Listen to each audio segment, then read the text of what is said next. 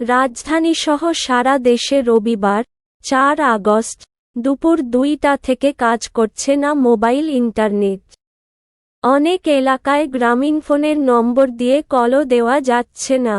সামাজিক যোগাযোগ মাধ্যম ফেসবুক, ইনস্টাগ্রাম, হোয়াটসঅ্যাপ, মেসেঞ্জারও বন্ধ হয়ে গেছে।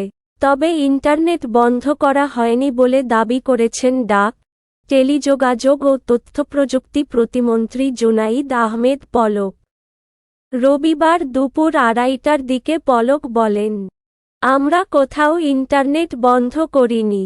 বন্ধের কোনো নির্দেশও দেইনি। কোথাও কোথাও ইন্টারনেটের সমস্যা হচ্ছে।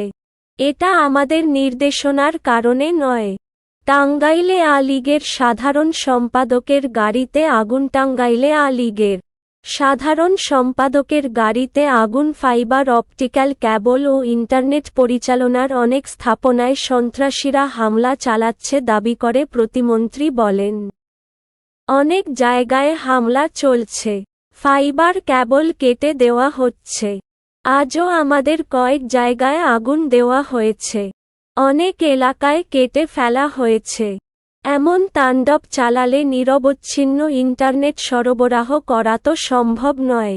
এদিকে মোবাইল অপারেটর কোম্পানি গ্রামীণফোন জানিয়েছে, কর্তৃপক্ষ মোবাইল ইন্টারনেট বন্ধ রেখেছে। এই বিষয়ে আমরা কর্তৃপক্ষের সঙ্গে সার্বক্ষণিক যোগাযোগ রাখছি।